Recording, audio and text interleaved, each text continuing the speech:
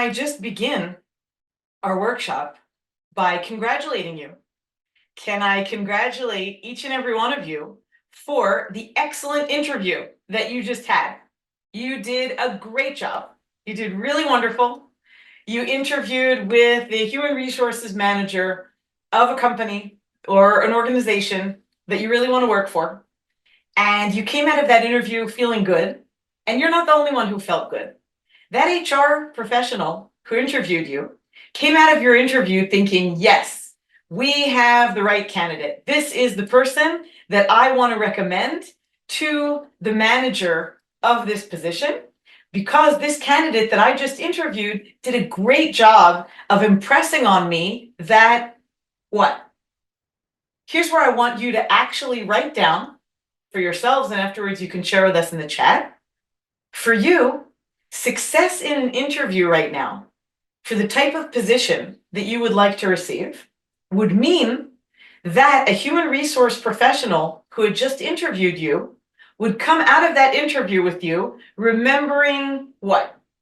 What would be the one most important thing that if they've spent all day long interviewing 7 candidates on the same day, what they really need to remember about you would be what? Write it down. Might be like absolute match between my skills and requirements of position, and feeling that I'm a team person, like I'm good for the team.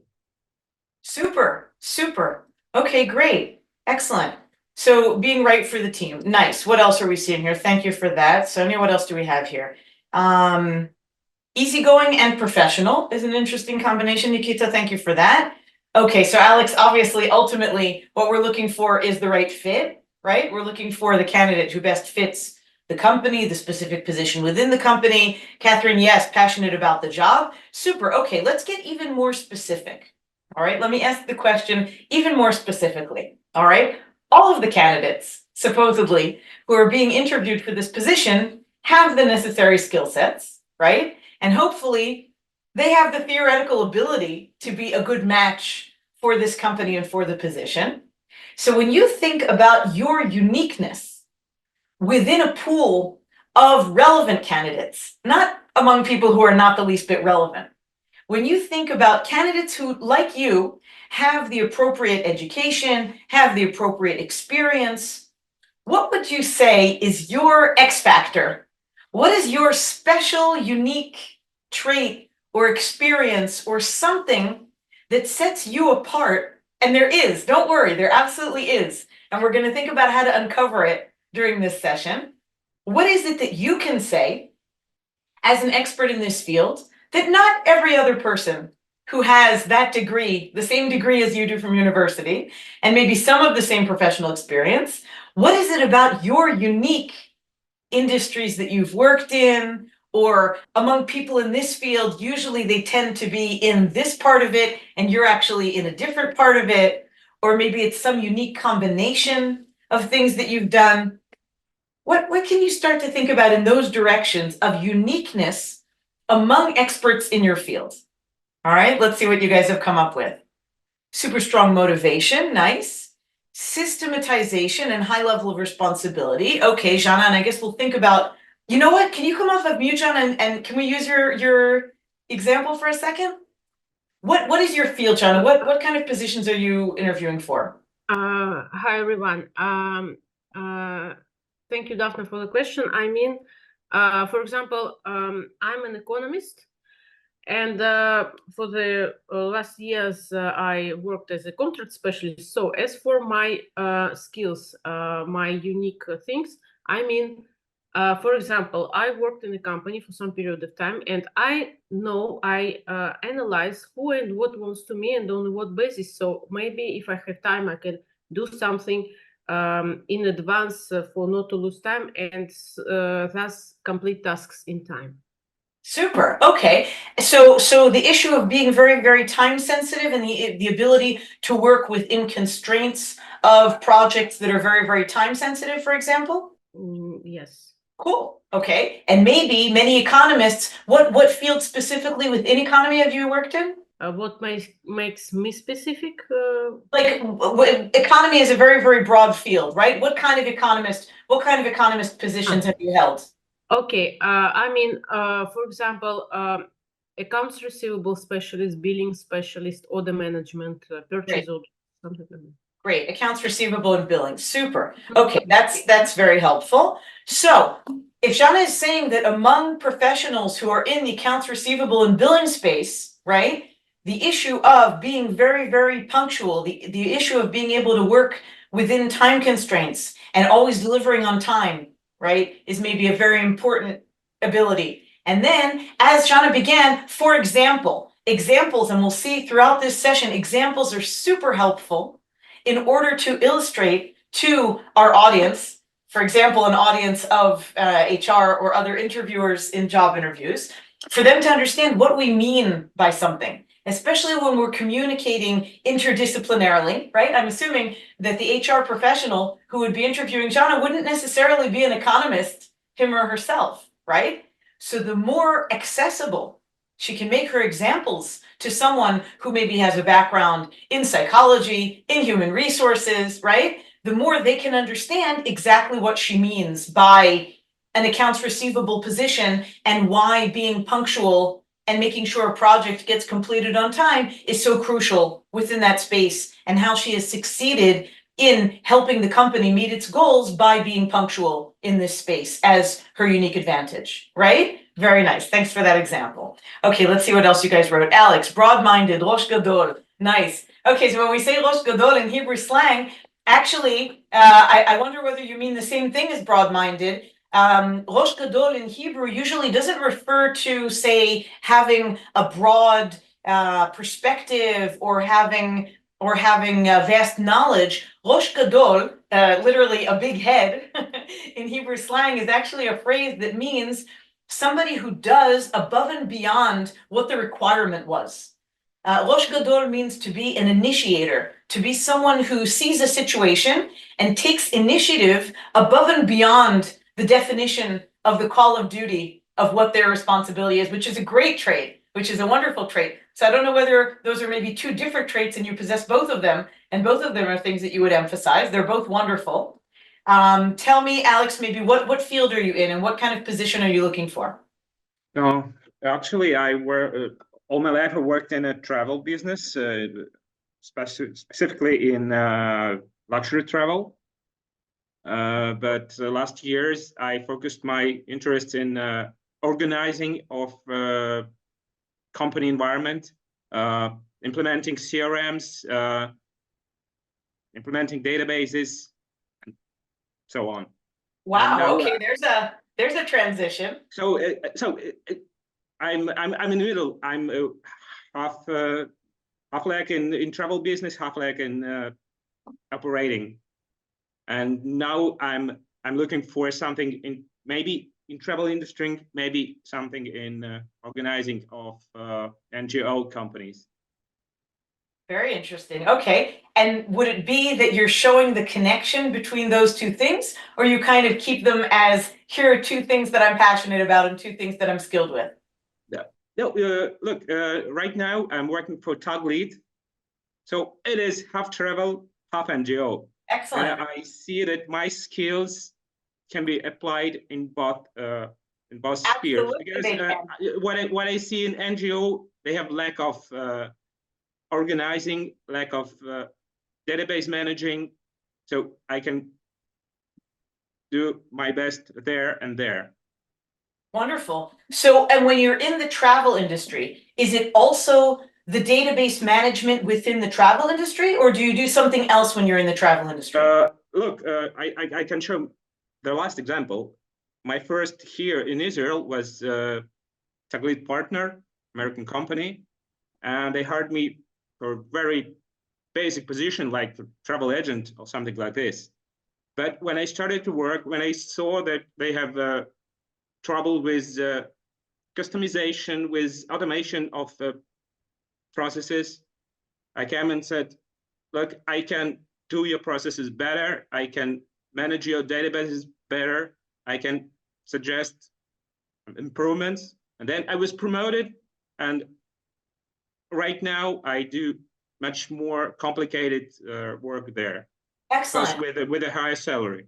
Excellent, but I am hearing that the through line, the connector, right, between what you were doing in the travel industry and in general in organizational company environment and implementation of CRMs is organizing the databases, is working on the infrastructure level, right? That's great. Yes. Great. Yes. So for all of you, I think part of the insight we can take away from Alex's example is, especially for those of you who have more experience and have transitioned between fields, or if you're looking to transition from a field that you were in previously and now in Israel, you're looking to get into a different field, look for what is the connection. Don't throw away anything that you've done before and say, well, that was before, that's irrelevant. Now I'm looking to do something else. I think you'll be surprised to discover that there are more connections than you would imagine between what you have done in the past and what you're looking to do in the future, because what you're bringing with you are your transferable skills. Maybe your transferable skills are you're an excellent people person.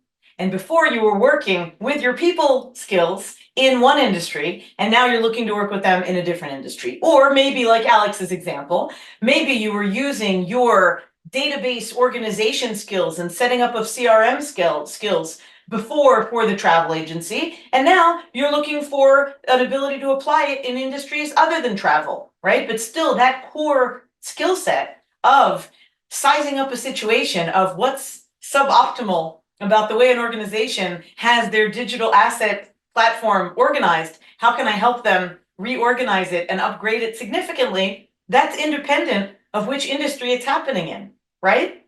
So for a lot of you, there are probably those types of transferable skills that you've already had experience in them in one field, and you're next looking to use them in a different field. Okay, thanks for that example. Let me just catch up on what you, all of you have written in the chat.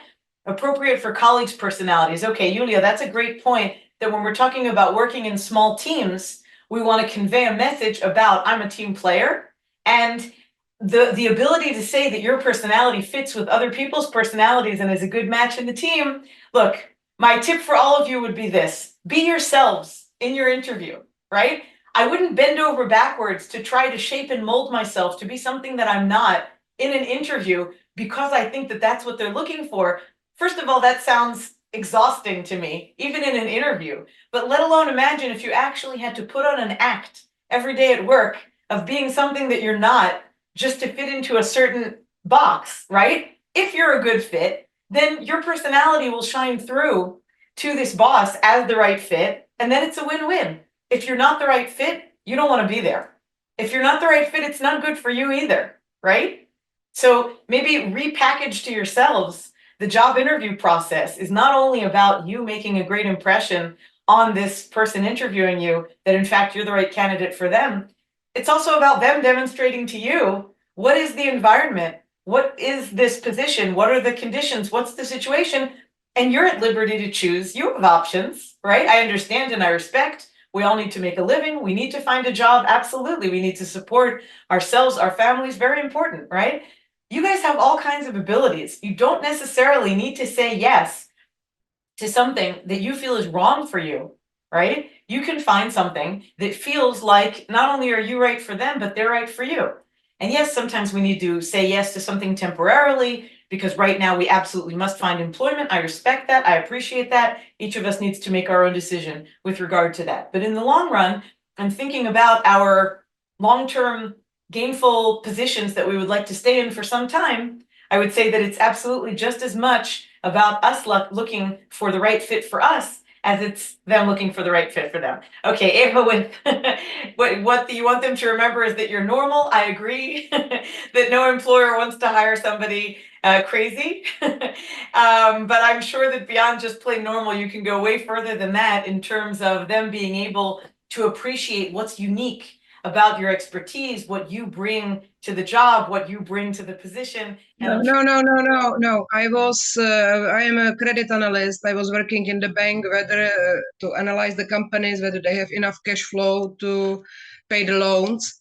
And I was sitting very often on the other side. I was interviewing the people. And like, if they don't have the 100% knowledge, you can teach them. if they are, but you need that they will fit into the department and that they will be eager to learn and to change their mind. And I have seen, I was working there 20 years, so I have seen the history of the people. If somebody at the beginning was not fully, like you see, the question is what is normal, what is bad. If you saw that they don't fit, that somehow they are strange, very quickly they quit the department. So Right. that's what I mean. Normal, like okay, somebody is doing strange things, but like normal covers everything. Yeah. Flexible, willing to learn, not stubborn. Uh, this I meant. Eager, even there are people like over motivated. It depends on the culture and it depends on the department. Like in United States, it's maybe plus to be over motivated. In Europe, it's not plus. So in Israel, I'm not sure. So like it must be, everything must be somehow balanced. This is for me normal. Got it, totally. Okay, so that just reinforces in me the sense that what you're all looking to do is convey who you actually are. Being authentic, not putting on an act, right? Yes. Being authentically yourselves, because what we're doing in a job interview is we're trying to help this person who is interviewing us get to know us well, authentically, quickly, right? Which is kind No, of, it's not only, it's of course being authentic, but also I can not be normal and I can be authentic. It's like to be average person who is flexible and it has not it's also psychological term, but like fits somehow is able to get to fit into the department for sure. and into the job position. But we don't know what a specific department is going to require in terms of fitting into it. All we can do is bring the best representation of who we really are, right? So that this person who's interviewing us, we haven't analyzed that department to know what exactly it is that they're looking for. The information, the business intelligence that we have in order to analyze in advance what we estimate that a certain position is looking for is a combination between, as in your case, if we have a lot of experience and we've done this position before, then we know from previous experience what this position has required in other organizations, maybe in other countries, right? So we've got that as information. Here's what I think it requires. Plus, we've got what our actual personality is that we are looking to show during the interview, so that hopefully this person who is interviewing us can connect between the two and say, yes, what this person is projecting to me during this interview, both in terms, as you said, Eva, of our personality and of psychological aspects of normalness, of the personality traits that are necessary for a specific position, together with what this candidate is speaking about in terms of their experience. That's what they have to put together in order to assess, are they the right person for me? You're absolutely right. Okay. And that's why very often for some positions, there's more than one step to the interview process, right? So some part of it is the human resources very often being the first person to interview, and they kind of assess a general, well-rounded, who is this person? What is their expertise? Does it feel like they check the boxes for what it is that we're looking for, right? And then very often the second interview could be with the person who will be the direct boss of this position, so that they can also analyze a little bit more. Does this candidate have the professional expertise that's necessary in this field? Okay, great. So thank you for those insights. All right, so Ludmila has out of the box deep analytical thinking and a way to transform them in effective and creative marketing activities, even within a moderate budget. Okay, that's very specific. Lovely. So that's a great example that what Ludmila is showing us is she would want to impress upon an interviewer that she's well aware that the reality within marketing, within the world of marketing, is that very often budgets are limited, right? And a true professional is measured in their ability to make magic even with a limited budget, right? To optimize what we can do within a moderate budget. And then the way that Ludmila could prove that in fact she's someone who knows how to do this is that she would give some sort of example from a specific project that she worked in the past, and she would show how with a very small budget she succeeded in achieving some of the key performance indicators of that quarter, some of the specific, right, some of the specific activities that the organization needed. Okay, Vitaly, I can explain a problem and find ways to solve it and improve efficiency of projects. Cool. Within what capacity, Vitaly? What position would you hold explaining problems and finding ways to solve them? I'm PMO, head of project management officer in energy and industrial sector. My Wonderful. project generates big power plants or another mills, but not IT field of business. Yeah, yeah. So that's great. So within fields like energy, there's certainly a lot of need to specify, to identify where the problems are, figure out proposals for how to solve them in ways that are efficient, look at how something is currently being done and propose how it could be made more efficient. So again, the same way I just told Ludmila, I think that in Vitaly's case, in such an interview, he would easily be able to talk about the uniqueness of his expertise by giving a concrete example, right? By making a statement exactly like he typed here in the chat. I am a project management professional who has a unique ability to explain complex problems, find ways to solve them, and improve the efficiency of those solutions. For example, in this energy company that I was working in, we had a scenario in which I found this problem, right? And we were looking at these different alternative solutions, and I analyzed which of them would be the most efficient. And, I helped recommend to management that we go with this solution because that turned out to be the most cost-effective way of going about such a large-scale project, right? And then that would be very, very accessible. Is that what you meant, Vitaly? Something like that? Sorry. Is the kind of example that I just gave on your behalf? Yes. That would be the direction you go? I have several, maybe dozen of these examples. Amazing. Because it is my it is my Your work expertise. duties. Excellent. Okay, so we'll go into some of those examples later on. Wonderful. Okay, great. So can I just ask you guys, can I say to you, good morning. I'm Dafna. I'm really happy to be with you here this morning. And could you tell me, why on earth did I begin our workshop today with this role playing of congratulating you on an interview that you haven't even taken part in yet, and immediately diving into this scenario of, there's your job interview, you aced it, let's reverse engineer what it is that you aced. Why did I begin this workshop that way, interactively, putting you in the place of yourselves post the interview, and then in the place of the person who interviewed you, rather than beginning this workshop the normal way, the standard way, the good morning, how are you? My name is, and today we're going to talk about, why did I intentionally not begin the workshop that way?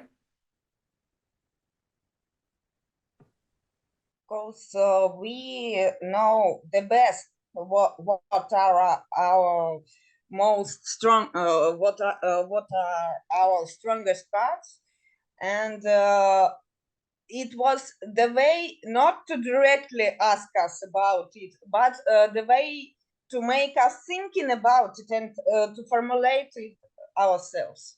Totally. So I wanted you to reflect as the experts on yourselves, and as Yulia wrote in the chat as well, to dive in immediately. Yes, the purpose of and setting success as precondition. Ooh, Sergey, nice. I like that direction. Yes, totally.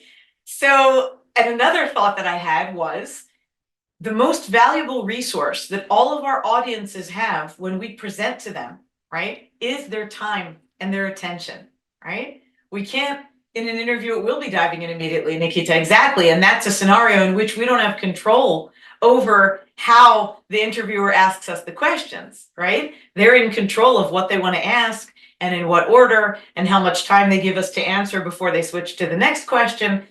So my tip to you with regard to how to begin, and even if we put aside for a moment the specific scenario of job interviews, and we kind of look at the broad picture of public speaking, of speaking to anyone for a purpose, right? I would always recommend beginning with a surprise. I would always recommend beginning in an interesting way.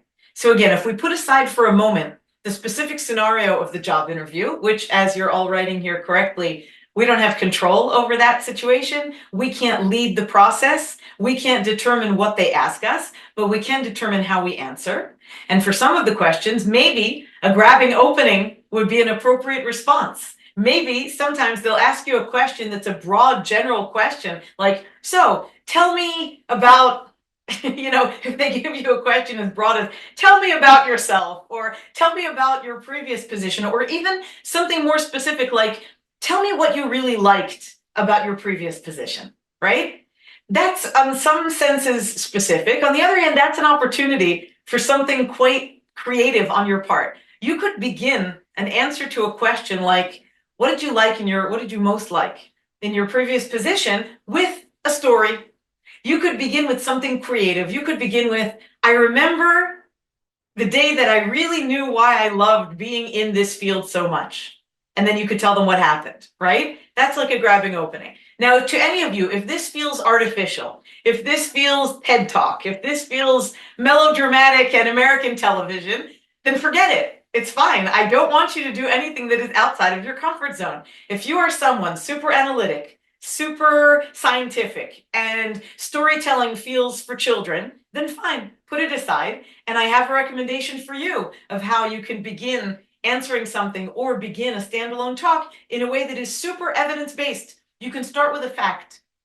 If any of you can start with a fact that relates to, 75% of professionals in this field burn out within, I recently came across research that showed that 75% of professionals in this field burn out within X amount of time. Or, 1 out of every 3 people in companies in this field or startups in this field fold within the first 3 years due to lack of, 1 out of every 5, only if you actually have this data, right? But that is an interesting way of beginning answering something that shows, or beginning a talk that shows that you've done your homework and you know this field well, and you're beginning in a way that grabs their attention, okay? Humor me for a minute while I put aside the specific job interview situation that I promise we'll come back to, and I'll explain to you for another minute why I believe so much in the importance of how we begin for all of the other public speaking opportunities. When I talk about making a presentation, right, I mean every time we say something to someone, 1 person, 2, 20, 200, for a purpose. So when you define public speaking or making a presentation as saying something to someone or someone's for a purpose, when do we do that? When in your personal and professional life do you tell something to someone for a purpose?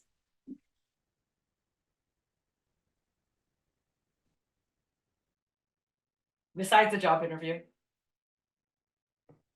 It's to change the behavior to reach some goal, to some common goal. Yeah. It's what all of us do all day long, right? Essentially, in our professional and personal lives, all of us are constantly communicating messages to different audiences. We're constantly saying something to someone because we're inviting them to do something with us. We're asking them to help us with something. We are persuading them that the alternative that we're proposing is most cost-effective for the company. We're convincing friends to come out with us to check out this new coffee place, right? All of our communication throughout our day is to audiences for purposes. And that's why I find that when people talk about my field of public speaking and of presentation skills as, oh, those are soft skills, that's nice to have. I'm like, really? It's just nice to have and just soft skills? How on earth is it not absolutely core and absolutely strategic when we think of the reality in which all of us, in order to achieve anything, right? We need collaboration. Think about any project, personal or professional, that you've ever tried to achieve. We cannot do all of it start to finish alone, right? Maybe we are the software side of it. Maybe we're the front end and we need somebody back end.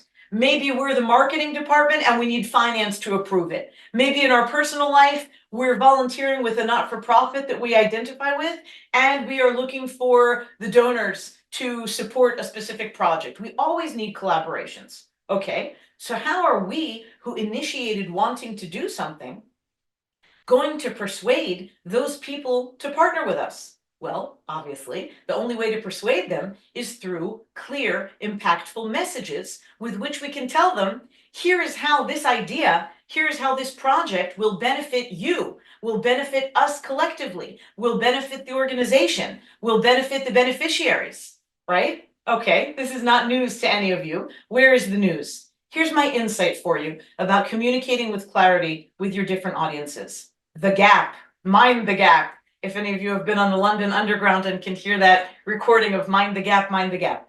The gap that I'm talking about is not between the platform and the train. I'm talking about the gap between what we know about our field as experts in our field that we assume is common knowledge, but guess what?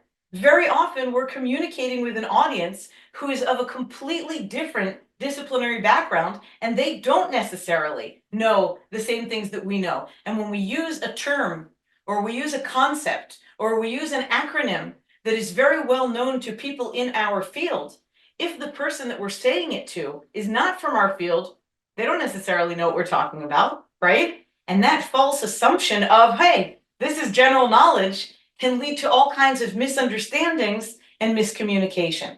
Can any of you think of an example of a term or of an abbreviation that is very, very well known in your professional field, but when you're in that first interview with HR, if the HR person is not from your field, they're not necessarily going to know it. Does any such term come to mind in any of your fields?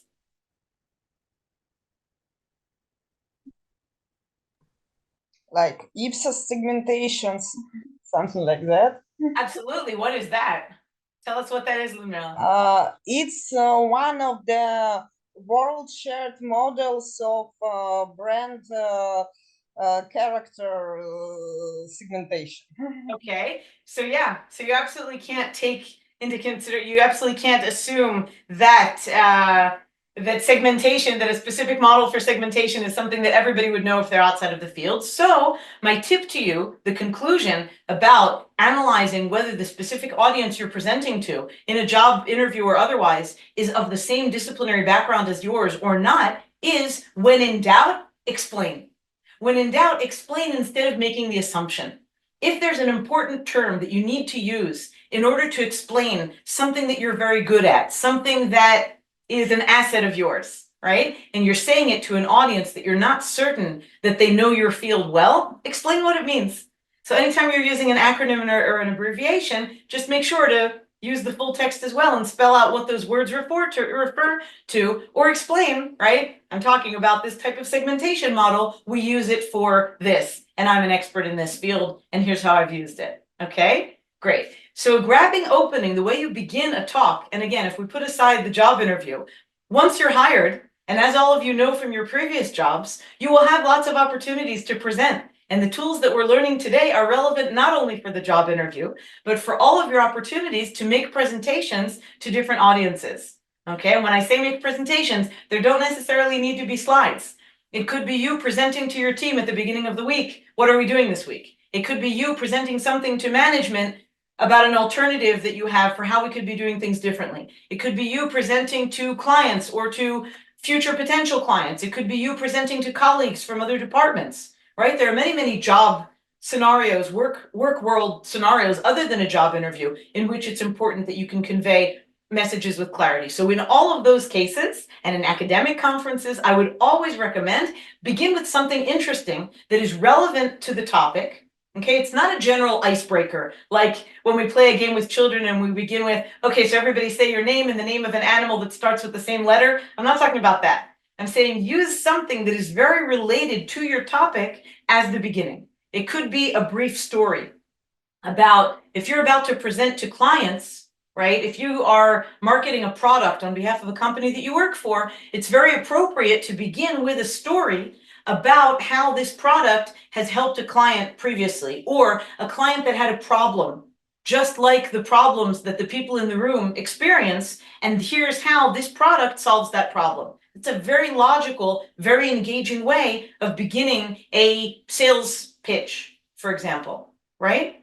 But it could also be very relevant that if you're presenting to management, it's very appropriate to begin, if you're presenting an initiative it's very appropriate for you to begin by presenting to management the story, the real story of what's the problem. What are we currently suffering from in the company for lack of this solution that I'm proposing now, right? That could be significantly improved if we adopt this recommendation that I have for how we could go about solving it.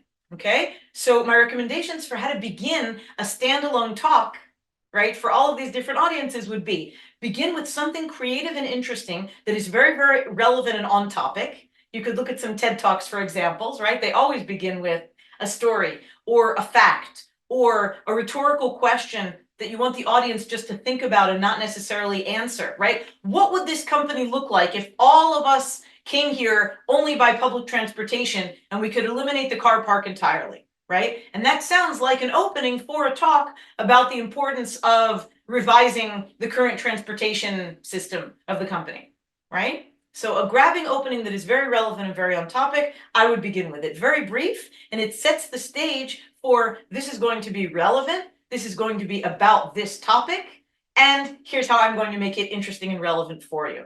The second thing that I would do in such a presentation would be to explain to the audience in one sentence, what do they stand to gain by listening to you today? Okay, this is not for a job interview, but this is for any other presentation scenario. So a grabbing opening beginning, and then here's what you stand to gain. It could be a sentence like, if you're presenting to potential clients of potential future customers of a product, that sentence could be something like, and today you'll hear about a unique solution to problem X and how we offer support in solving that problem, right? And then they immediately know how this is relevant to them and why it increases their motivation to listen to you, okay? So my second sentence in that regard to you for this workshop is, today we'll be working on some presentation skills that are specifically relevant to job interviews, but within the general context of how to be more effective communicators for any opportunity in which there is you and there is an audience, and there is something that it's important to you to convey to them for a purpose.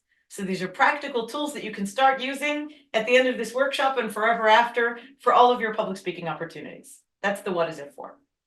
Okay, the third thing that I would tell any audience other than a job interview that's actually all about you, the third thing that I would tell an audience who doesn't know you, so if this is a weekly team meeting, your team knows you and they don't need it, but for any other audience who doesn't yet know you, what would you say about yourself as a kind of self-presentation?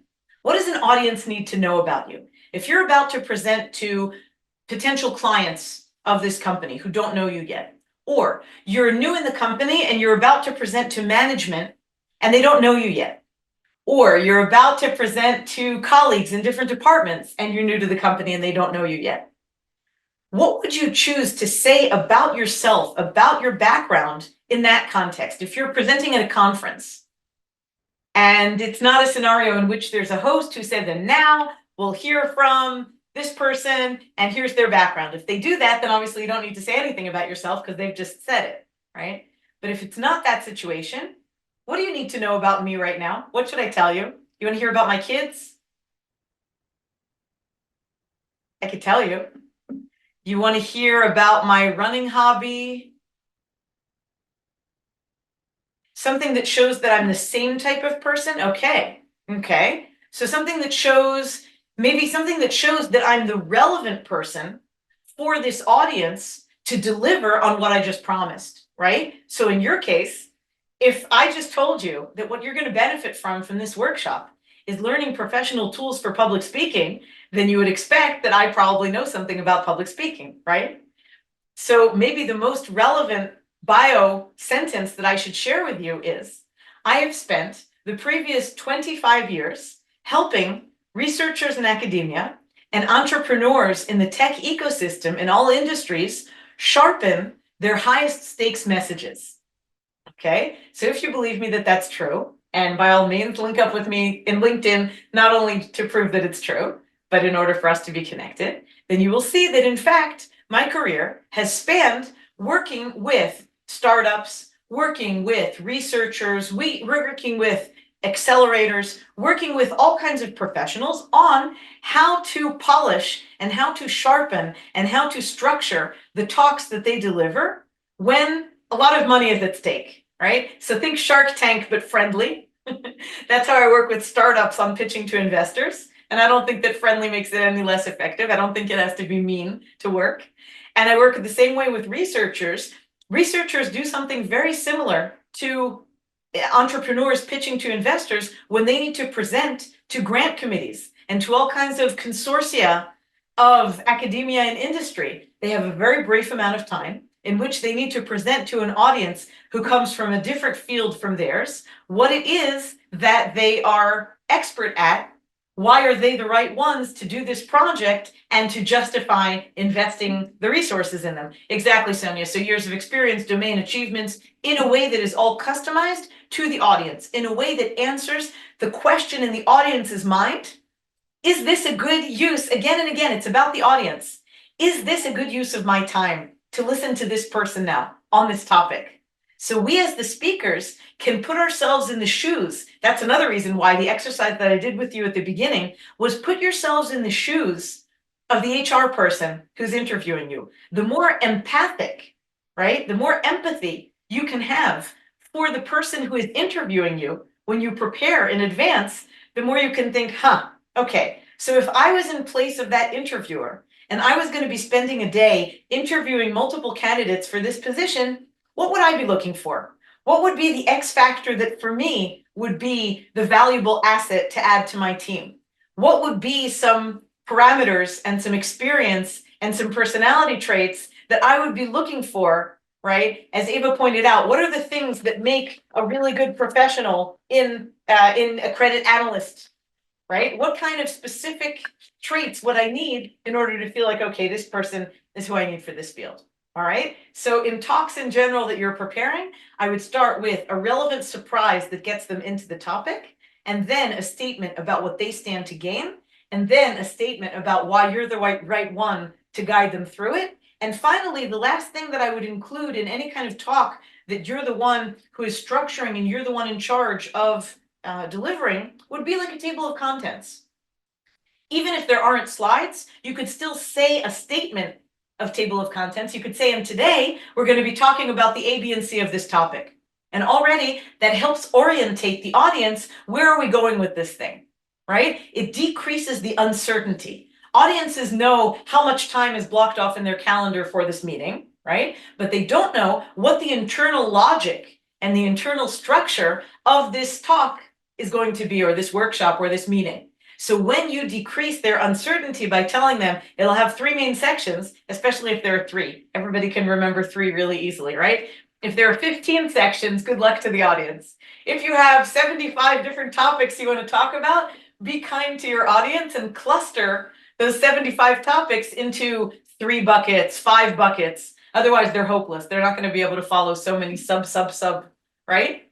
So today for our workshop, we're now going to switch to talking about prisms through which we're now going to go back to focusing on the job interview scenario as a specific, unique example of public speaking, a very high stakes public speaking, because we have a brief opportunity to make a great impression on someone that could have the key in their hands to our next job, and how we can customize our choice of how we answer those questions that we don't have control over, right? So that we can be most effective. So to that end, we're going to speak briefly about how we can customize our choice of answers depending on who it is that we're presenting to, what job interview it is. We're going to talk about the verbal building blocks, the actual words that we use in order to construct those messages, what types of words and concepts we're going to use. And I will give you a formula that you can use if you find it helpful in order to prepare for the interview so that you have your best answers ready, top of mind. If they ask me this kind of question, I know that I want to go with this type of answer because it showcases the parts about my background that I'm most proud of, that I feel are most relevant, that I feel are most appropriate for the type of position that I'm looking for. Okay? So that's what we're going to do. All right. So let's jump right in with these customization prisms, okay? So what do I mean by that? I'm sharing with you now 3 questions that I always, and by the way, I'm sharing my slides with you. Emil will send them to you. So all of these slides will be at your fingertips. Maybe they already are on the Gvahim platform from previous workshops. So if you find them a helpful reference, feel free. But as you see, the slides are intentionally very, very scarce in text, right? they're not full of text. This is not a sing-along with all of the text and all of us reading it together intentionally.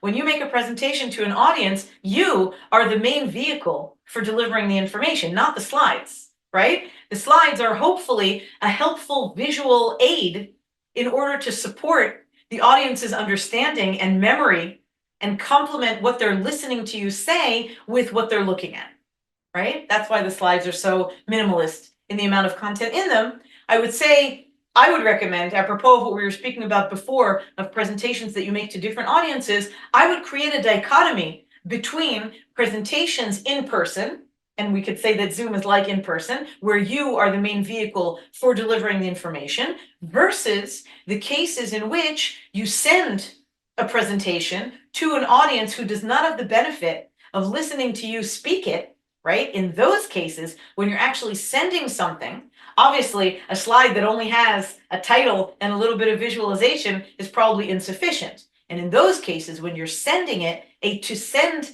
presentation would probably include much more text on it. And it doesn't necessarily have to be a PowerPoint, right? Maybe it would be an executive summary that's a PDF with lots of text and with illustrations and footnotes. But if there are cases in your work life in which you need to send someone a presentation for their self-consumption, I would say that in fact, those presentations need to be more fleshed out, more articulate, more inclusive, right? More vast in terms of the amount of text on them, so that the audience can understand by themselves, independently of your lack of presence in their office while they're reading it. Okay, so what are the questions that I ask myself and I'm recommending to you to ask yourselves in advance of any opportunity, including job interviews, in which you are going to be presenting, so that you can customize accordingly? Question number one, who will be my audience?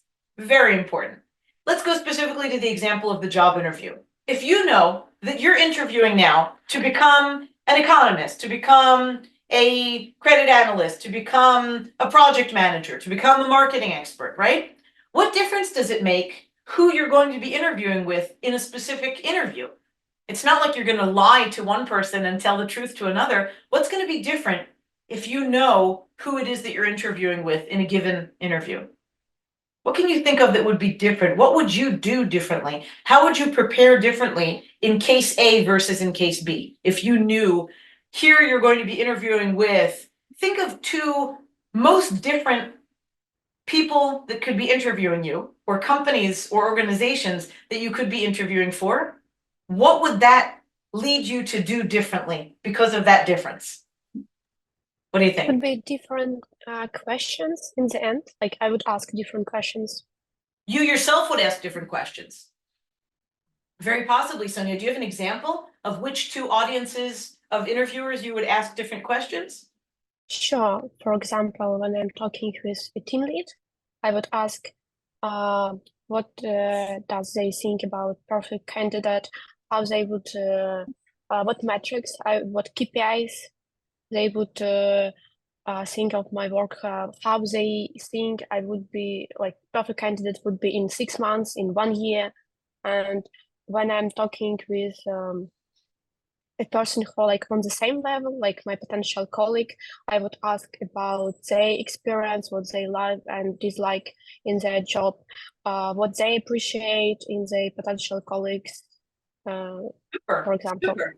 Great example. Okay, so Sonia's giving us an example of how we would prepare differently for different position holders who would be interviewing us, and how their different perspectives and understandings would lead us to prepare differently. Okay, and Alex wrote us in the chat, you could speak their language in both senses, right? Some audiences might actually speak our mother tongue. Maybe we're interviewing for a company who speaks our mother tongue, and then that's the difference between interviewing in Spanish, French, Russian, Portuguese, as opposed to in English. That's one language, right? And another possibility is, do we know whether the person interviewing us is a domain expert in our field, right? Is the person interviewing us also a computer scientist? Is the person interviewing us also a marketing specialist? Yes, no, right? If this interview is with an HR person, we can't necessarily assume, even if they're an HR person in a company that specializes in our field, right? We can't necessarily assume that the HR person is an expert in our field.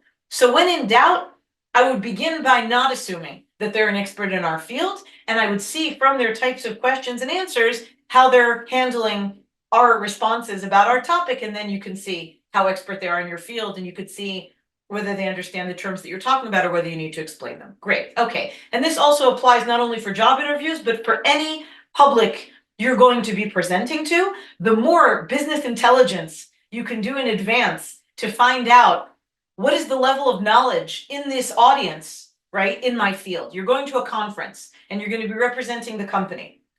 The more you find out in advance whether this audience knows your field very well or not, the more you can adapt the disciplinary level of information that you're delivering accordingly, and also what language to speak in, right? So these are all things that are important to find out in advance. So that's strategic preparation question number 1. Who is it for? Who will be my audience? Strategic question number 2, which might seem silly for a job interview because it's pretty obvious, is not so obvious for other scenarios. Why am I going to be presenting? What is the purpose? What is this presentation for? What is the goal? Okay, so in the case of the job interview, it's pretty straightforward, right? The purpose of a job interview is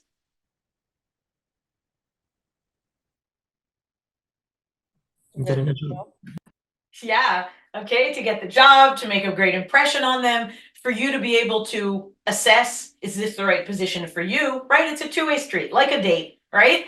It's for you to be able to understand, are they right for you? For them to be able to understand, are you right for them? That's what it's for, very straightforward, right? But that is not the only purpose of presentations, right? You could be making a presentation to potential clients so that you can advertise to them the services of the company and your services as a professional. That could be the purpose of that. You could be presenting to your team for the purpose of aligning in terms of what are our goals for this week.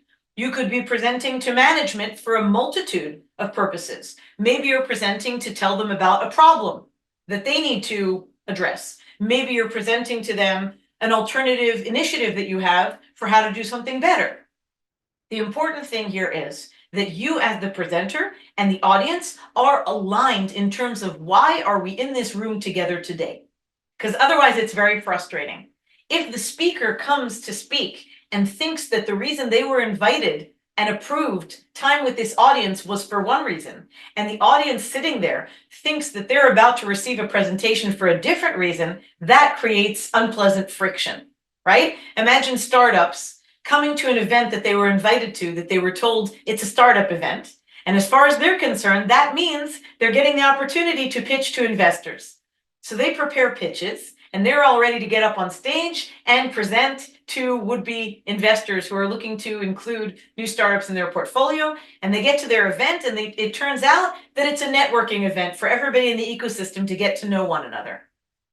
Maybe that's fun for them, or maybe they're very frustrated that that's a waste of their time because they wouldn't have traveled all the way from a different city had they known that it was just a networking event, because they're very focused right now on fundraising. So they feel misled that it's not that there is an audience of investors. Okay, so the important thing here is that we as speakers find out in advance from the person who invited us to speak to this forum, what is the forum expecting is going to happen? What is the reason for this event and for this presentation opportunity from the perspective of the audience? Okay, the third question is pragmatic, and it's also what I began our workshop with today.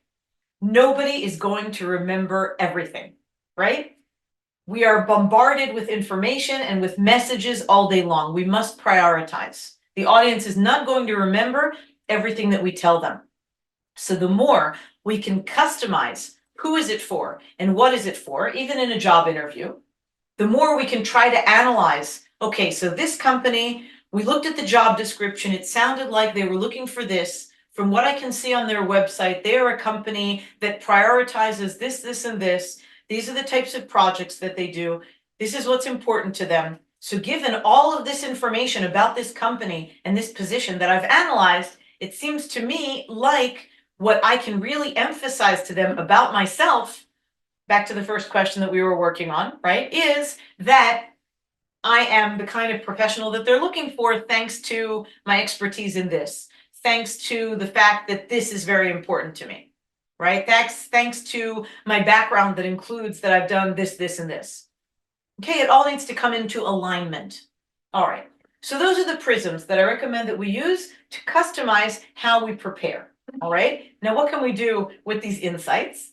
We can apply them to some business intelligence about what is our specific audience wondering?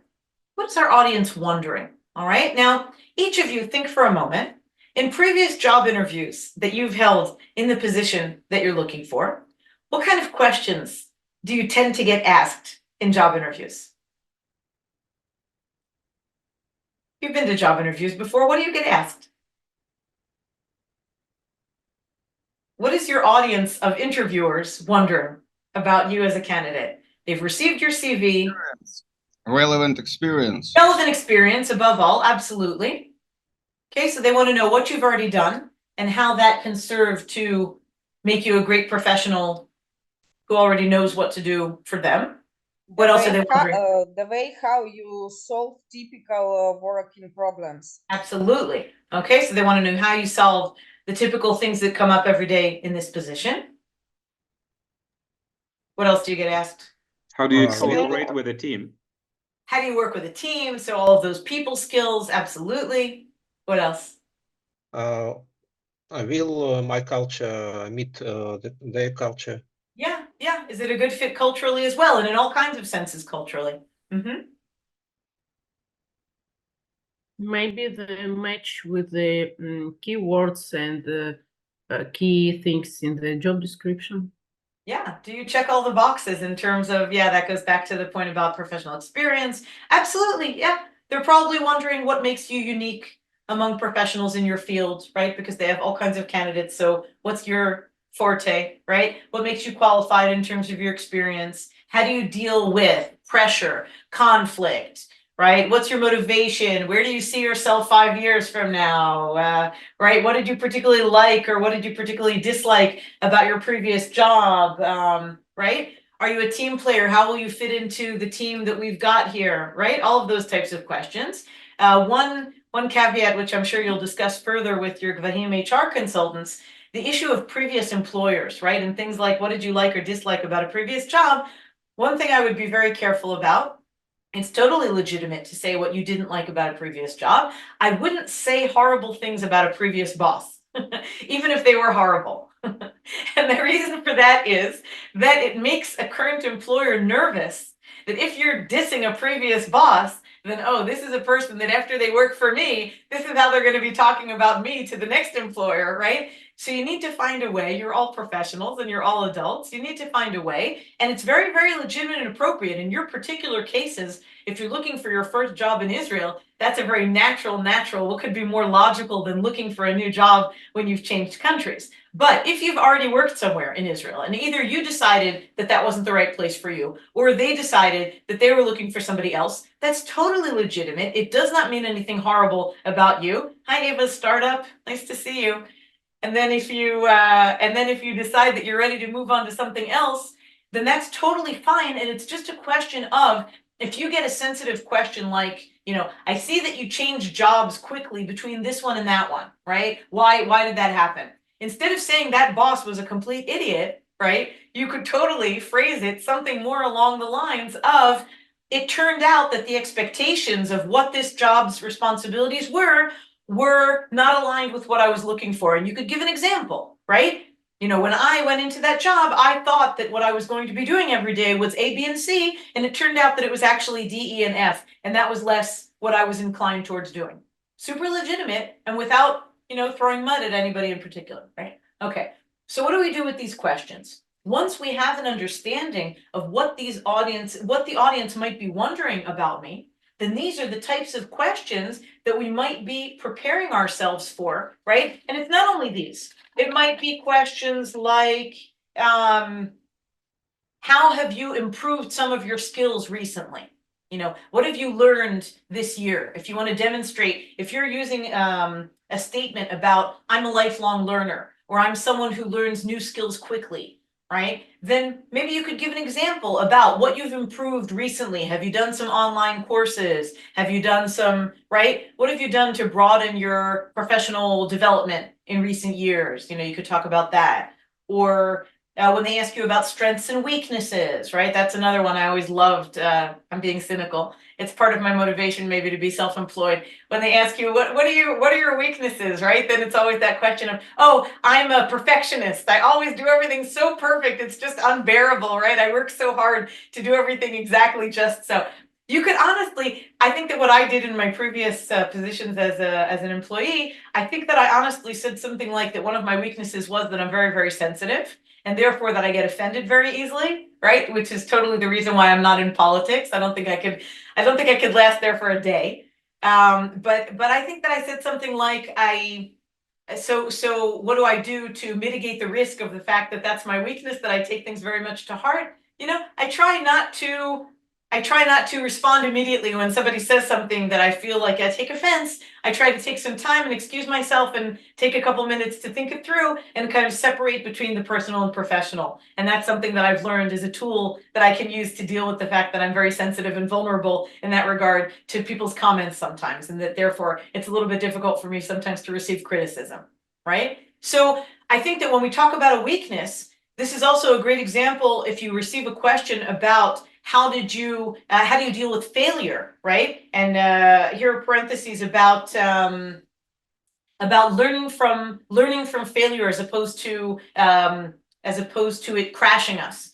In Israeli culture, apropos some of you raising the point about what's different in different cultures, part of what makes Israel startup nation and that there's so much entrepreneurship here is that it is okay to fail. It is culturally okay. It is culturally legitimate. It is not terrible. It is not horrible. It is not an embarrassment to you and your family if you tried something and you honestly worked hard to make it work, and then despite your best effort, it didn't, right? However, so what you do in those cases, you try something, you give it your best effort, you do your due diligence, you do your homework, you give it your best shot, and in the moment of truth, circumstances were such that it didn't play out the way you were hoping. Okay, what do? You analyze what happened, right? And you brush yourself off and you pick yourself up and you do it differently next time, right? It's not that we can, back to the startup analogy, it's not that we can keep taking money from investors and blow it again and again on stupid mistakes, right? But we're allowed to make each mistake once and then learn from it. So if you're asked a question about, tell me about a time that you failed and how you dealt with it. Tell me about a time that something didn't go the way you were hoping for, right? I think that a great way that would reflect you in the professional light that you are would be, think about an example of when things didn't go the way you hoped, but you learned something important from it. And if it was something that you then had the opportunity to try again in the future and to show how you applied what you learned from the time that it didn't work and the second time it did work, that shows you in a very positive light as a lifelong learner. That's totally the type of example I would use if you're asked a question about what did you do when something didn't succeed? Here's what I learned from it. You know, it was painful in the moment, and here was the price that I or the company paid because of what didn't work. However, we learned something valuable, and here's what we applied. I think that would be a very positive framing for how to learn from something that didn't go the way you were hoping. Okay. So what do we do with all of these questions that we're imagining that the audience could be wondering? We go to our second topic on the agenda, which was the verbal building blocks. So when I say verbal building blocks, I mean, what are the types of words that we use when we are presenting to an audience? So 3 types: messages, illustrations, and calls to action. Let's start with messages, okay? Messages, illustrations, and calls to action. I find that in job interviews, for example, each answer could be comprised of message plus illustration. Okay, that could be a great brief and to the point way of answering any question, not only in job interviews, also if you're ever interviewed for the media. And people are very concerned sometimes when they're interviewed by the media, they're going to distort what I'm talking about. They're going to take a sound bite and they're going to make a mess of it. Parentheses, yes, they very likely can, especially if it's not live and if it's something that they can edit and do what they want. However, you can minimize the chance that it'll be distorted, and you can maximize the chance, as in a job interview, that they'll understand you the way you intended if you answer a question with a brief statement, which is your message, illustrated with an example. So we'll see how we do that. So a message. So the first verbal building block from which you can construct your answers to a job interview or to any presentation, a message. I define a message as a statement, one single statement, okay, that distills your big idea into a single sentence. All right, distill like chemistry, evaporate all the water and leave just the essence of the most important thing. Why would I recommend that your message be limited to one single sentence? What's the advantage of a message being so concise? Because you have a clear idea, and the most clear idea and the clearest idea gives us the results that we want in behavior of our of the second person with whom we are communicating, or the audience. True, absolutely true. So it's clear to the audience, and first of all, it also helps the audience, like in the case of a job interview. We said that HR interviewer is not the end of the decision-making chain very often, right? So if we want that HR professional who interviewed us to be able to communicate with clarity to the person who would be our direct supervisor, this candidate had this strength that I think would really be an asset to us as a company, then if we can say it short and to the point and clear to the first person, to the HR person, then they can then communicate it correctly to the other decision makers. Very often we want a message to travel, not only from the primary audience who we said it to, but also for them to say it to additional audiences. So when it's clear and concise, there's more chance that the first audience that we said it to will understand, will internalize as we intended, and will be able to share it with additional audiences correctly as we intended. Okay, so that's the message. So let's think now for a moment about some messages. So what would be the message that any of you would say to, if we go back to our first example of what makes you unique among professionals in your field, what would that one sentence be? Now that we've spoken about it a little more, try to phrase for yourself one sentence that would be the answer to the question, what makes you unique among professionals in your field? Or choose one of the other questions that you might be asked. Choose, what would be a message in response to a question like, how do you deal with pressure? Or how do you deal with conflict? Or how have you improved skills recently? Or what's your motivation for working here? Choose any question. Let's take a moment to do that.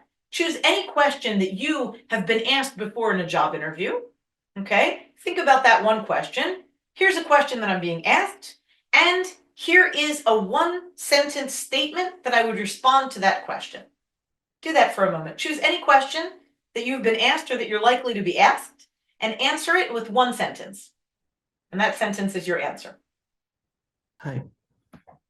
Hi, Diego. Thank you. What question are you answering?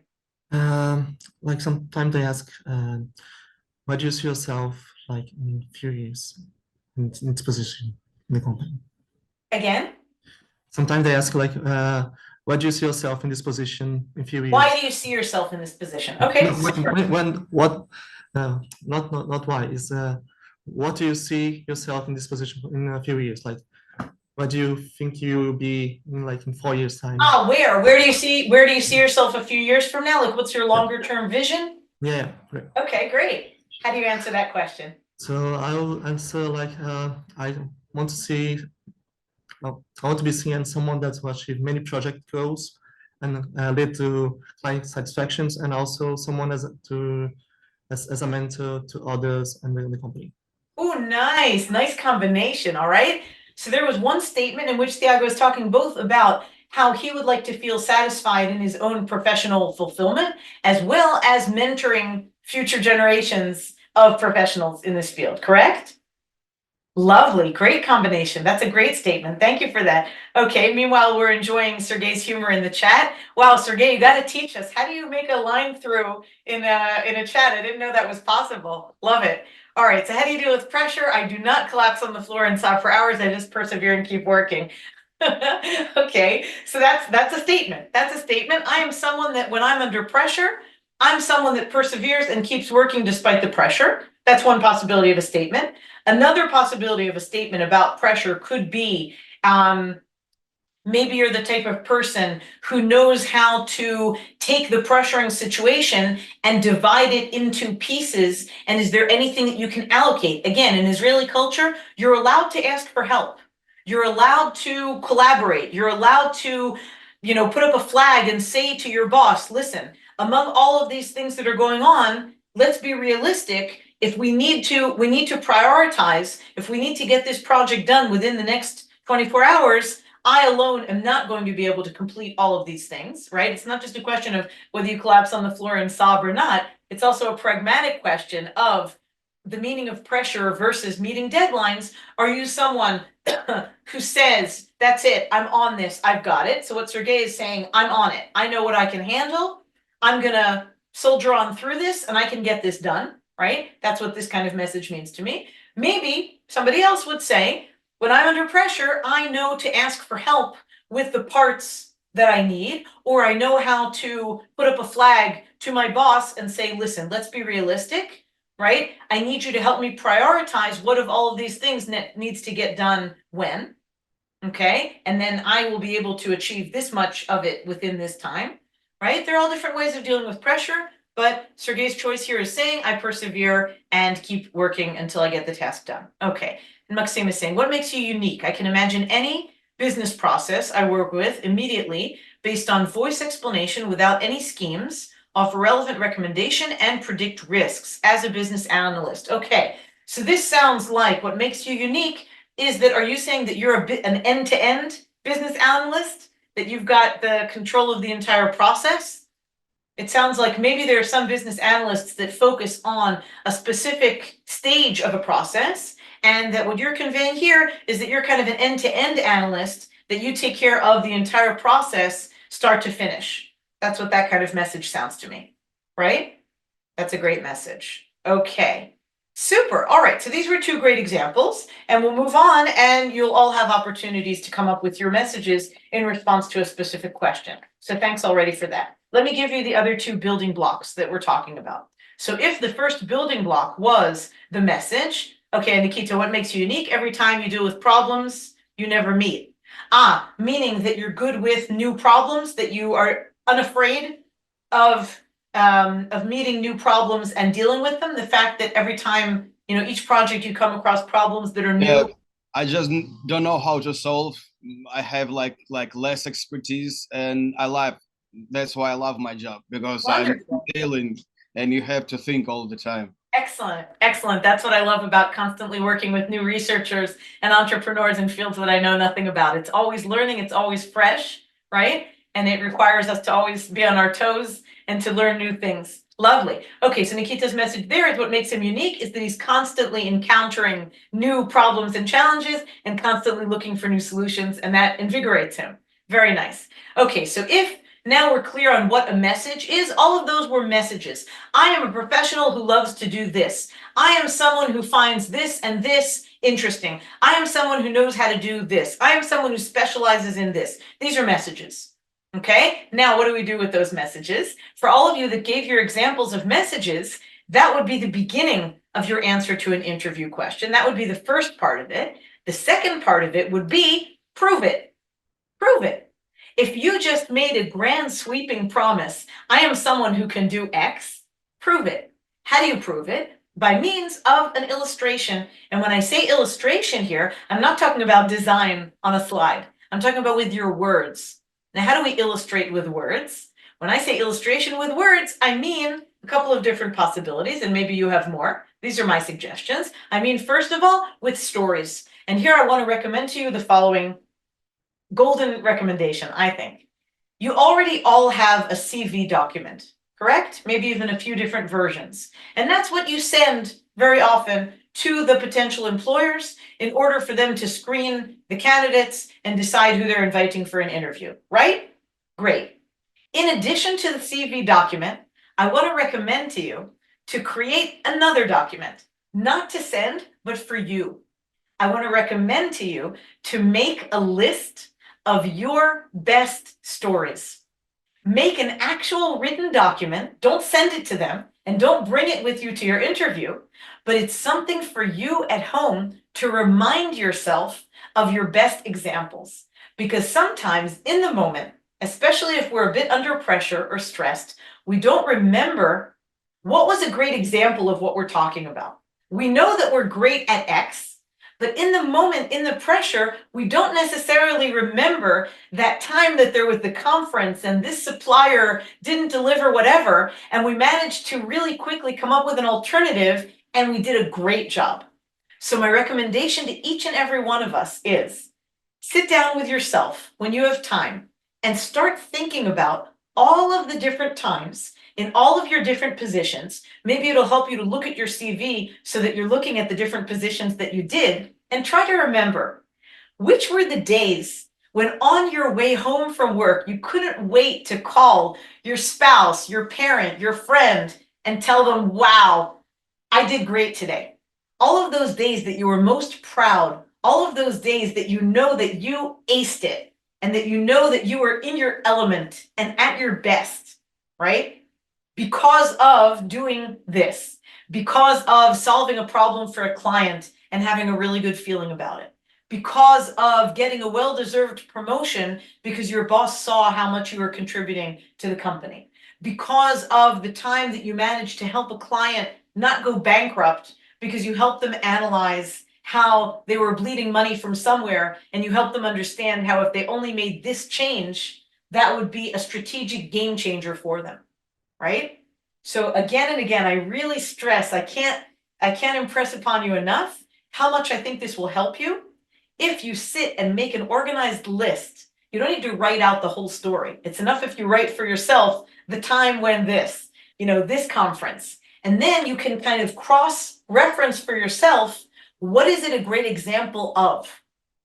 This story is a great example of me as a manager. This story is a great example of me as a financial analyst. This story is a great example of me as a problem solver. This story is a great example of me as someone who is a creative thinker. This story is a great example of me as someone who is a great salesperson, right? Whatever the traits, professional and personal, that you're looking to impress upon the interviewer that you are, think of your best examples of the time when you were lived experience of that thing, right? And then the more you write them down and you think about them as you're preparing for your interview, the more they will be fresh and top of mind for you, even if they happened 5 years ago. When you're in that interview and they ask you a question about, so tell me, how do you deal with pressure? And then you're like, well, I'm somebody who is very analytical. So even under pressure, I analyze the situation and I think, okay, here are the things that are causing the pressure. Here is the deadline. That's not flexible. And I look at what is flexible and what is not flexible. I analyze who are the people that can help me achieve this thing. And I reallocate the time and resources accordingly so that we can still make the deadline, for example. And then you immediately have the story about the time when there was great pressure, and yet you persevered in achieving the performance indicator or the goal or whatever it was by means of how you do it, which is what you just described. Okay? So that's why I think stories are a great, great way, especially in a job interview, but not only of illustrating your message. Okay, second, and this is in the case of when you're presenting to an audience who's not from your field, such as an HR professional when you're very far from HR. Analogies, and I do this a lot with researchers, are a very helpful way to help someone who is not from your field understand the value of what you're talking about.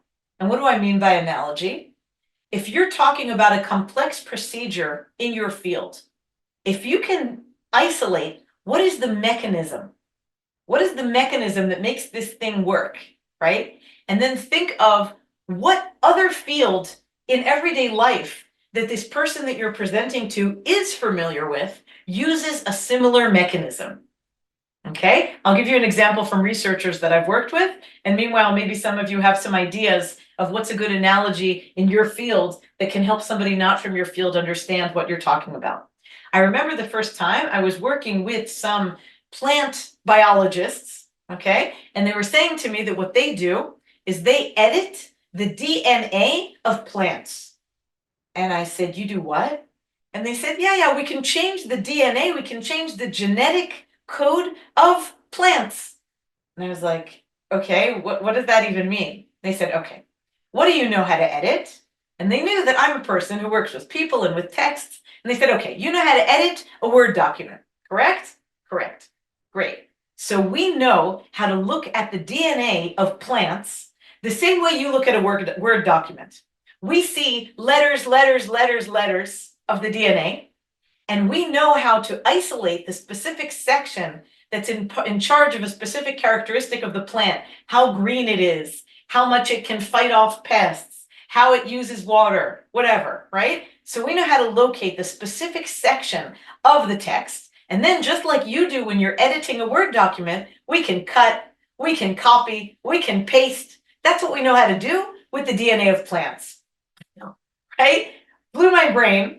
Can I now officially certified work in their lab?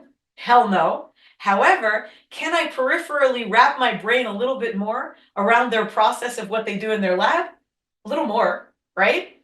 So when they use the analogy, editing DNA is a little bit similar to editing text in a Word document, right? With the DNA being the text on the Word document, and their ability to edit is the ability to change around the characteristics. That's an analogy for editing DNA by means of using editing a document as an analogy, okay? Did anything come up in any of your minds to a process that you do? Yeah, Nikita, you have an idea? What's a process that you do that could be comparable through No, analogy? I mean, I have a relevance experience with deal something I never deal, and how it's been, how I dealt with this, and it's pretty. Everyone can associate himself with this problem. It was COVID. During COVID, everyone was sitting in the lockdown, and I'm a film producer. I need to produce the limited TV series, and we were producing during lockdown, and I was responsible for the COVID security. And I mean, that time there was a lack with information about COVID in general. Nobody was knew was that and everything how it works. Now time we know everything. So I found labs that were going to every crew. They took the blood test, they took the PCR test, and I organized this blood test before shooting, during the shooting, and after shooting, because like you can keep distance in the apartments. For example, you see in the movie, two people in the frame, they're just talking. It's not two person in these apartments, it's a 40 people in the apartments, and you have lightning, it's hot, it's no air, you can breathe. And of course, COVID's getting like this easily. So we were making tests, and like we have some COVID cases, but we solve it. And that's, I think that's my experience, everyone can relate, because everyone in the lockdown, everyone was getting problem with the tests and was going through these things. Very nice, very nice. So that makes it relatable. Making it relatable, that's another kind of reference. Very nice. Thank you for that example. Okay, so this is another type of illustration. Let me show you another type of illustration, which I mentioned earlier when we were talking about how to begin a talk when it's not a job interview, but when you have the command of the stage and of the scenario and you begin a talk. So a data point. You might have a fact, a figure, a statistic, right? In the context of a job interview, if you're saying that you managed a team of X number of people, or you managed a budget of Y amount of certain currency, right? That could be very helpful for this HR person to understand what scale financial operations you've managed before, right? What's very important though, if you're going to give a data point, so that an audience, such as an interviewer, who's not necessarily from your field, can understand the meaning of such a statistic. If you're going to give a number, right? If I tell you, I was in charge of a sales team and we sold 300,000 units in our last quarter, right? And this person who you're saying it to is not in sales or is not in sales in that industry. and they're not sure, 300,000 units in that field, in that market, in 1 quarter. Is that wonderful? Is that so-so? Is that terrible? How can someone who's not from the field understand the meaning of a number? What do they need? What do any of us need to understand a number from a field that Comparing. Exactly, Yulia, a comparison of some kind, right? A benchmark. So anytime you give an interviewer or any other audience a number, right? The size of a phenomenon, the scope of a budget, right? Make sure to immediately give it together with a benchmark. Our team sold 300,000 units in 1 quarter, which is twice as much as the previous year, which is, 20% more than before COVID, which is, twice as much as before I started, before I joined the company. I managed to turn it around within the 2 years that I was there and increase twofold versus the way the budget worked or the way the number of units that we sold before I started this position, right? So when we give a number, when we contextualize it with a benchmark, when we compare it to a relevant comparison, then our audience can understand what the meaning and the significance of this number is, even if they're not from our field. Okay, so that would be my tip to you if you're going to use some numbers as examples, and not too many numbers, because they can't understand 75 data points, right? Just like I told you about 75 items on your agenda. 1, 2, 3 relevant data points is probably sufficient. Okay, and you can also quote, just like in academia, right? You can cite a source that is a source of authority, both in terms of a previous boss of yours, right? If you're trying to say that you're someone that your previous boss counted on and knew that you could get the job done, first of all, it's very relevant for you to have references that you can either get in English or get translated to English. And it's also relevant if you have a previous boss who would be willing to have a phone conversation with someone who is a future employer of yours, who can have that conversation in English, very relevant. Apropos of the point Eva was making at the beginning about being normal, right? All future employers are trying to mitigate their own risk. It's a bit risky to hire somebody, right? You don't know who they are. You don't know what kind of person they are. Are they going to be great for your team? Are they going to be a disaster? Are they going to be a complete waste of investing the resources in on-site training them and then they're going to leave you, right? It's hard to know. So sometimes the reason that they ask for references is not because they don't believe you.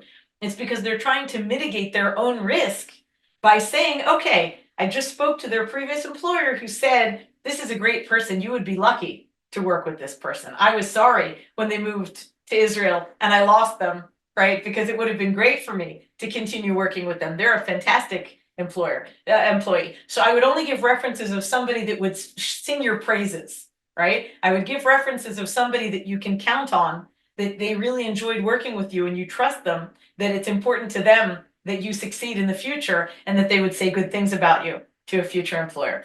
But when I say quotes, I also mean, for example, if you're talking about you have expertise in an innovative software or a cutting edge technology or some kind of method, right? And you're trying to impress upon this HR professional that you know that in this field that you're in, this skill set that you've invested in your professional development, it's the next big thing, right? Then if you have a quote from not only a previous boss, but also say a business paper or a journal or an organization, let's say you're in the health field and you have learned some sort of new technology that is going to be very important in management of health organizations, right? If the World Health Organization put out a study or a paper of some kind that says that in 2024 and 2025, those who have this ability are going to succeed in developing,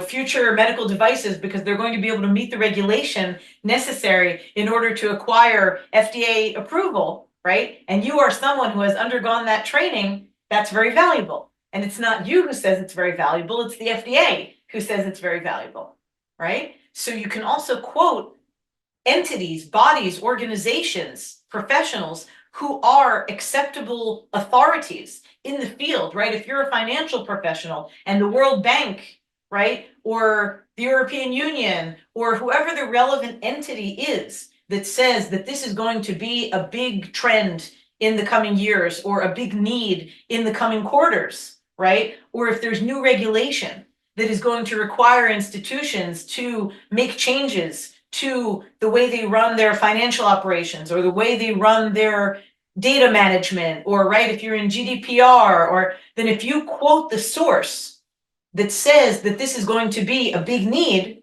right, then you're establishing your value as a professional who has those skills. That makes sense? So that's another way of illustrating. So I would recommend, for the specific scenario of the job interview, that for every question that you're asked, that you respond with a brief statement, which is your message that answers the question directly. And then I would illustrate that message with one of these or other illustrations that prove and highlight what you mean, and explain to someone what you mean by that statement. All right? So that's message plus illustration.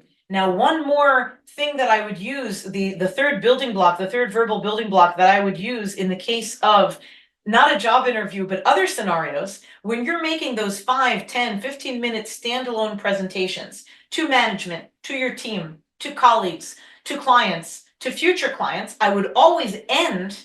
What's the last slide that you see in most presentations? What does it say on it? Thanks for audience. Exactly. Thank you and questions. I love politeness, but those slides break my heart. Why do they break my heart? Because ending with thank you, font 200, or questions with a little emoji with question marks coming out of their heads, to me, feels like a bit of a missed opportunity. And why? I'm not being cynical at all. I totally believe in saying thank you. I believe in politeness, even in Israel. Don't let anybody tell you that Israelis have to be rude. Wrong. I totally believe in being polite, in thanking, in please, in thank you. Bring all of your beautiful manners with you. They'll be well appreciated for sure. However, I find that in cases in which you're presenting to audiences, the final slide is the place for your call to action. Think about a website, right? Think about us as users of websites. When we click on the button to download, to share, to post, to donate, to whatever, that's the call to action.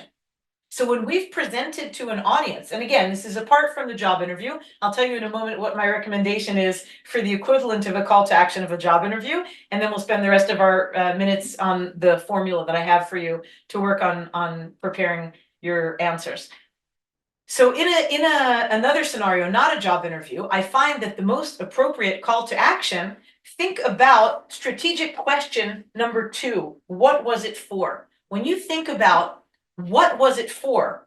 Why am I making this presentation to this audience? Am I presenting to potential clients in order to sell them a product? Excellent.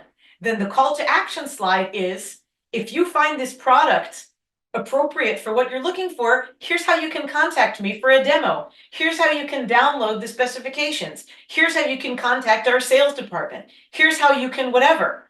If you just made a presentation on behalf of a nonprofit that you believe in their mission, and you presented to an audience in order to recruit volunteers, right? You're into animals, and you made a presentation to people in order for them to join the organization, adopt a dog this weekend, donate resources, share the message about the important work that this organization is doing with your friends on social media.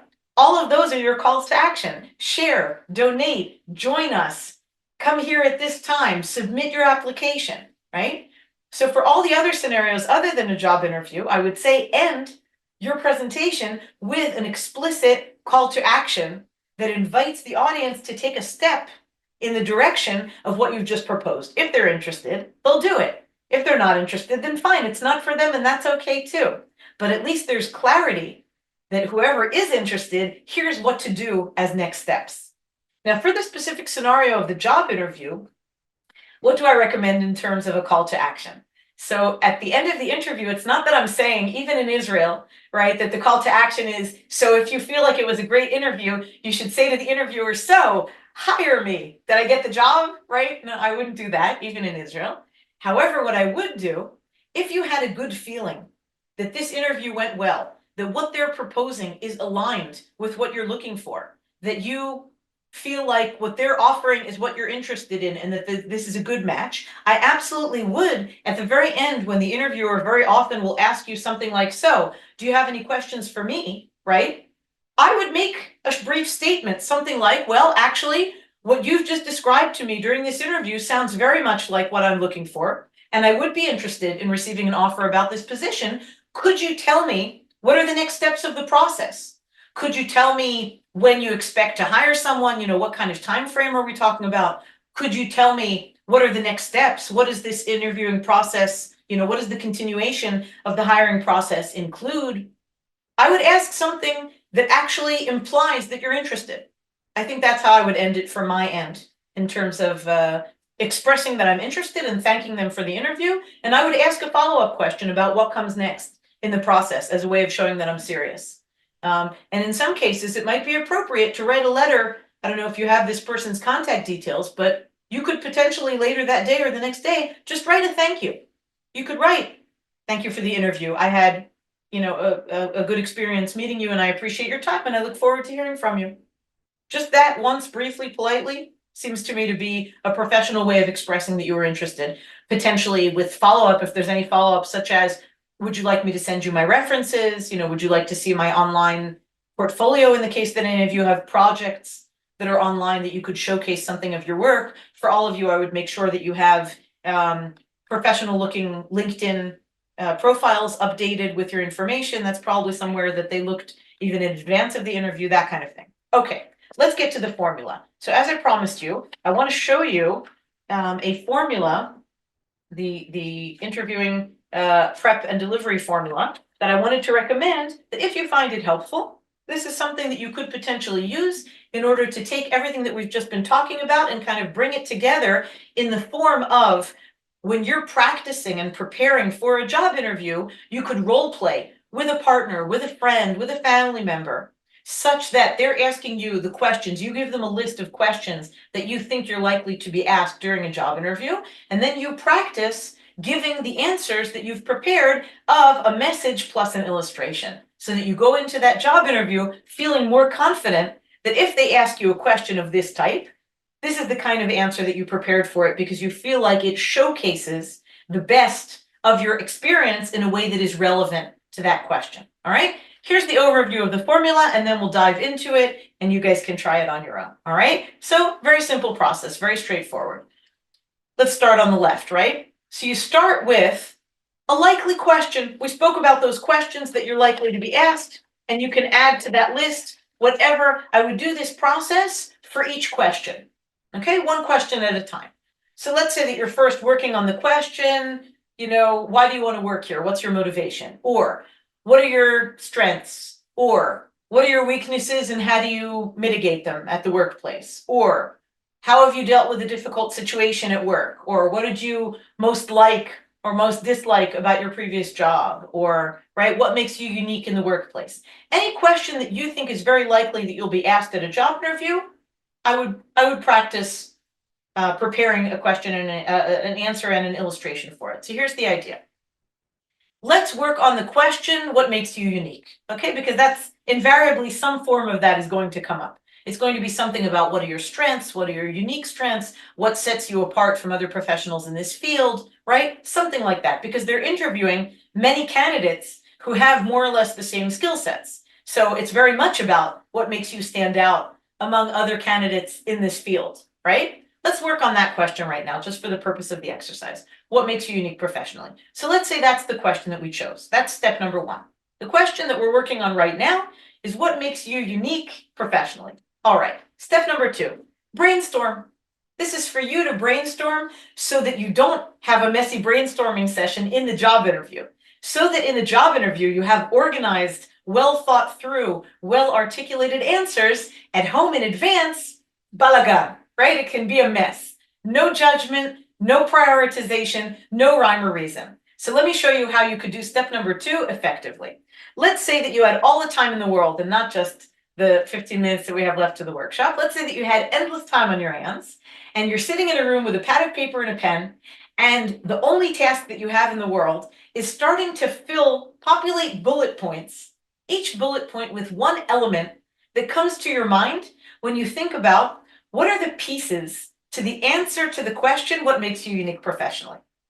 All right? No rhyme or reason, no prioritization, no limits. Start writing. Start writing 1 word, 2 words per bullet point of everything that comes to your mind when you think about answering the question, what makes you unique professionally? Languages that you speak, your degrees, things that you studied as professional development, industries that you've worked in, network that you've built up, countries that you're familiar with, traveling that you've done, anything that comes to your mind that's any part of the piece of the puzzle, what makes you unique professionally? Start writing. Don't stop until you've got at least 5 or 7 bullet points. And if you had more time, I know you would do more. All right, just start writing, each of you. Start writing 1 word, 2 words of things that come to your mind about what makes you unique professionally. Just start writing them as bullet points. No prioritization. Just start writing. What makes you unique professionally? Pieces of the answer to that question. Okay. If you had a ton of time, I know you'd come up with a lot more, but do you already have 3, 4, 5 elements on your list? You have something, right? All right. So just for the purpose of the exercise, so that if you find it helpful, you can do this yourselves when you have more time for any of the questions that you want to think through your best answers. Okay. So you listed elements, right? That was step number 2. Okay. Step number 3, now you're going to prioritize. So now look at that list that you've made. Okay. And be more scrutinizing. Look at that list now and think, if I could only use 2 of these, what would be the top 2? What would be the 2 most important pieces of the answer? What makes me unique professionally, without which I couldn't answer the question? All right, see if you can identify among the bits and pieces that you've thrown together in your brainstorming process, what are the 2 most mission critical ones in order to answer this particular question. Maybe some of them are also very important about you, but maybe they'll fit in one of the other answers even more. What are the 2 top parts of the answer to the question of your uniqueness? Okay? Circle them or underline them or bold marker them or something. All right? So you've got those 2 now. Yes? All right. Now is phase 4.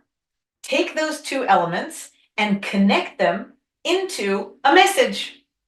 Let me show you my example. So if my question of what makes me unique professionally would be, I started listing elements and I wrote there that I am very bilingual Hebrew and English. I've been in Israel since I was 7 years old. And I would write there, I work with scientists and with entrepreneurs. And I would write there, I'm really strong in interdisciplinary communication for people from one field communicating with a different audience. And I write there, I worked in universities and in hospitals.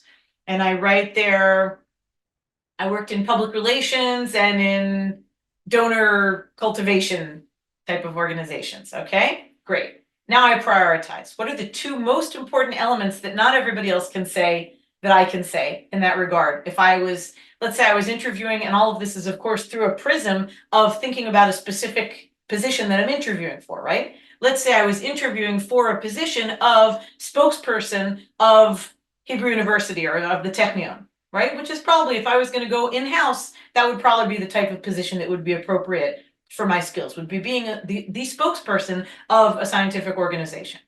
Okay, so what would be the 2 that I would prioritize? I would probably take that I have the ability to help people communicate from one field to a different field, and maybe also the level of my being bilingual Hebrew and English, since they work with audiences both in Israel and abroad. Okay, so then I would combine those 2, and step number 4, phrase as a message, would be the answer to the question, what makes me unique professionally? So my answer would be something like, what makes me unique professionally is that I am a public speaking coach to scientists in both Hebrew and English, right? So I would have the unique ability to help your staff communicate both with local Israeli audiences and with the international audiences in their area of research, even to audiences that are not from their field, like donors. Okay, that would be my answer to the question, what makes me unique professionally? All right, take a moment and try combining the 2 elements that you just prioritized into a message. If I would shorten mine into a sentence, it would be, my message would be, what makes me unique is I can help researchers communicate to other discipline audiences in both Hebrew and English. That would be one statement that not all public speaking coaches can say.